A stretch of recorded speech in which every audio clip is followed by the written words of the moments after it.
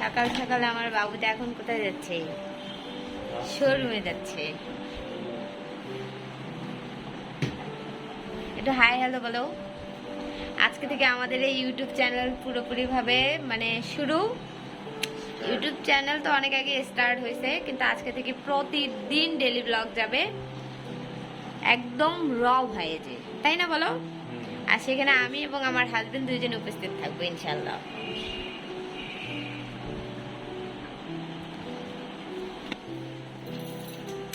এই যে এখনো শোরুমে যাচ্ছে, ওর খাবার রেডি করে রাখছে এখানে।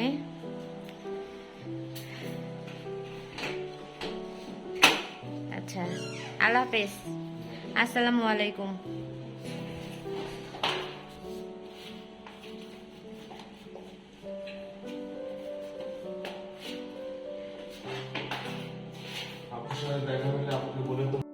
জামাইকে বিদায় দিলাম, এখন আমার কাজ বাজ শুরু সংসারের।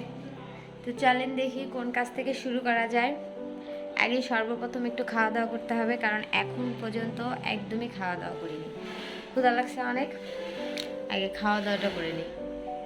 ছিল আমার সকালের ব্রেকফাস্ট। আমি সকালবেলা সচরাচর ভাতটাই খাই, কারণ আমার স্বাস্থ্য অনেক বেশি এই জন্য।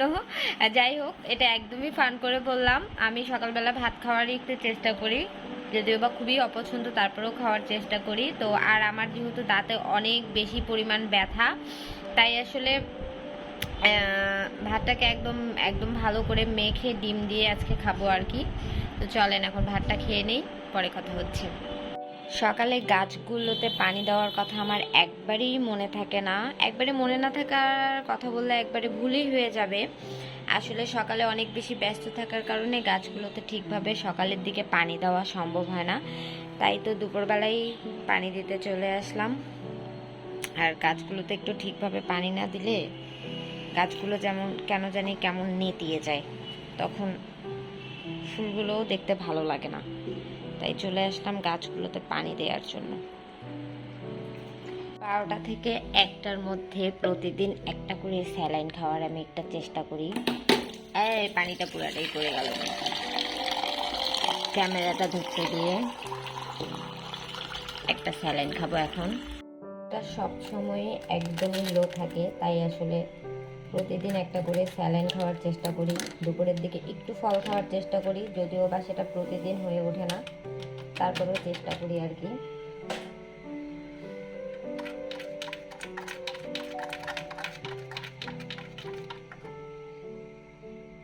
যাদের প্রেশার একদম লো তারা প্রতিদিন একটা করে স্যালাইন খাওয়ার চেষ্টা করবেন। যাদের প্রেশার একেবারে লো, তো আমার যেহেতু প্রেশার সবসময় একেবারে লো থাকে, তো আমি দুপুরের দিকে ফল এবং স্যালাইন খাওয়ার চেষ্টা করি।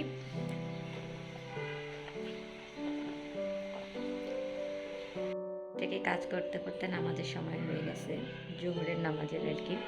তো ভাবলাম আগে নামাজটা পড়ে নেই, দেন বাকি কাজগুলো করবো আর কি। তাই গোসল করে আসলাম, ফ্রেশ হলাম, এখন নামাজ পড়ে নেব।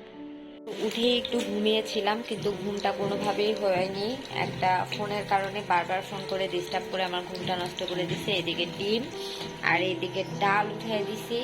আর যেহেতু ডাল ছাড়া আমি মোটেও এখন ভাত খেতে পারছি না, আমার দাঁতে প্রচণ্ড ব্যথার কারণে এখন দুপুরের লাঞ্চ হিসেবে এগুলোই চলবে।